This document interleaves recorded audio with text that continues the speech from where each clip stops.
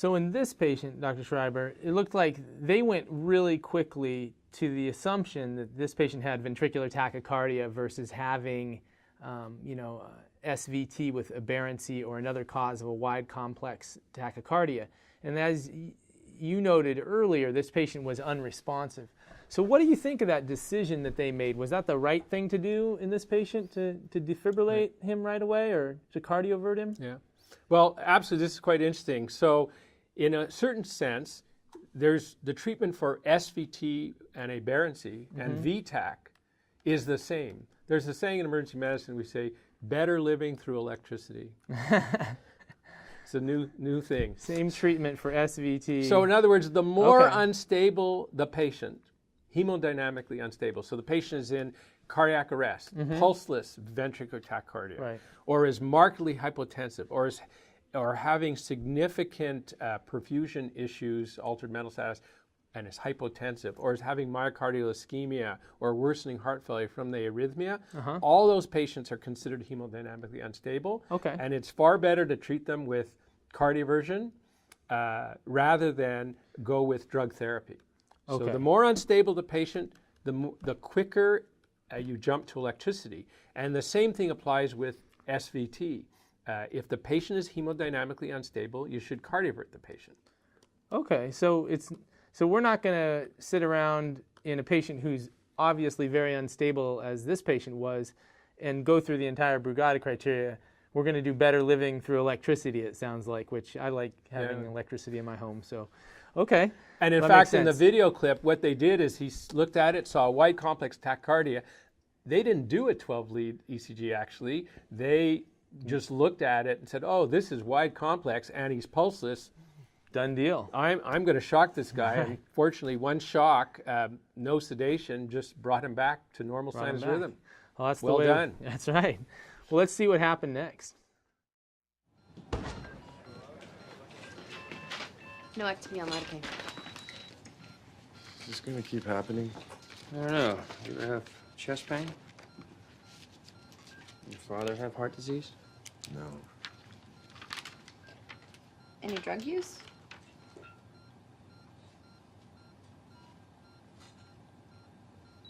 Look, we live in a studio apartment. Trying to save up for a 2-bedroom before the baby comes. I work at a print shop. Then pull the graveyard at a furniture warehouse. So you took something to stay awake. A couple nights ago, I took a pill. Like speed? I don't know. My friend gave it to me. Do you think it messed up my heart? No, it probably wasn't that. Your EKG has a different kind of abnormality. It could be a condition that you were born with. You want me to have cardiology come down? Yeah. So they said that they were going to have cardiology come down based on this ECG. And I was wondering if you could interpret this ECG that they had obtained after that initial scary episode of ventricular tachycardia. Right.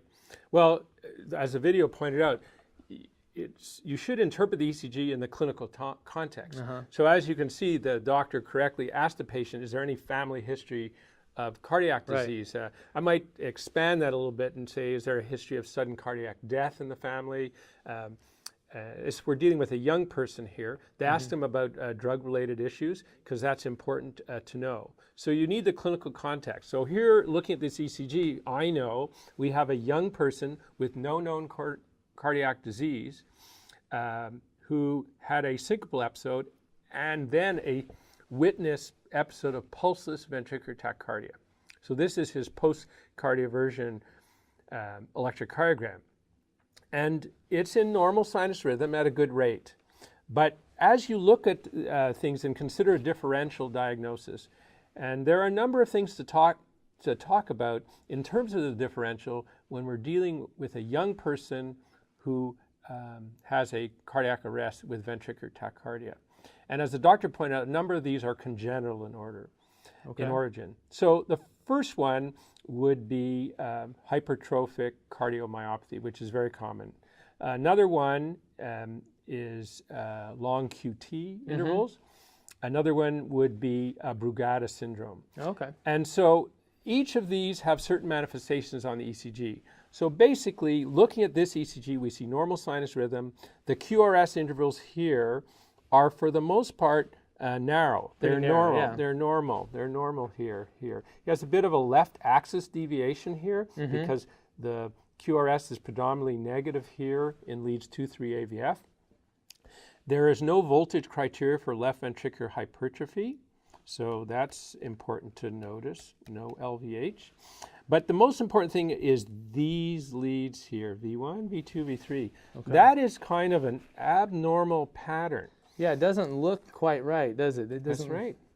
It almost looks like a bundle branch or something. Right. It looks a little bit like a right bundle branch block where you have an R wave, a split R wave here. But notice that the second one, the second peak, is taller than the first. Normally in a right bundle branch block, I'll write it over here, the first peak is the bigger peak. But this is just the opposite. And it's not quite as wide. And then the ST segment is this weird coving, downsloping ST. And over here, you say, oh my God, ST segment elevation. So is this patient having an ST segment elevation myocardial infarction because there's ST segment elevation in one lead? There's a little bit here, but this lead. Right. Well, this is not the classic ST segment elevation of a myocardial infarction. And the patient, again, is not having chest pain. Right. So in their clinical picture, clinical context, what you were saying is very important for interpreting an ECG. Although having an ST segment elevation can lead you to dysrhythmia and ventricular tachycardia, you're saying that's not really the picture this patient's presenting with. So when you see this ST segment elevation, you identify it as likely due to another cause of ST segment elevation, not ventricular, or sorry, not to acute ischemia or ACS. Right, absolutely. But I have seen that physicians will consult interventional cardiology or even give, for a primary angioplasty, activate the cardiac cath lab, or even give thrombolytic therapy because of this ST segment elevation here that mimics perhaps an MI when the patient is not having an MI. So the therapy for myocardial infarction is bad for you if you don't have a myocardial infarction, right? Right. So there is a differential diagnosis. And when you look at ST segment elevation, usually an ST segment elevation of a ST segment elevation myocardial infarction, there are reciprocal ST segment changes in the mirror leads. And there is no reciprocal ST changes. Because this is the anterior lead, you look at the inferior leads, and there's no ST depression in the mirror inferior leads here to suggest STEMI. So this is not an ST segment elevation MI. And this pattern is characteristic of a syndrome called the Brugada Syndrome. It's the same family of cardiologists who have the Brugada criteria for ventricular tachycardia who reported this syndrome called the Brugada Syndrome, or the Brugada pattern on ECG. And it is also associated with ventricular arrhythmias and syncope, in particular ventricular tachycardia. So when you see this sort of pattern, especially in a young person, you're thinking about Brugada syndrome just as that doctor was, and that is a risk factor for that person going into ventricular tachycardia. Absolutely. Okay. So there's a difference between just seeing the pattern and the clinical syndrome which you're evaluating the patient. This patient had a syncope, and he also had an episode of pulsus vitac with this. So that is, by definition, the Brugada syndrome. You can have the Brugada pattern, but no syncope, no arrhythmias, no history thereof, and that is just the pattern. And there's, again, a little bit of a differential diagnosis.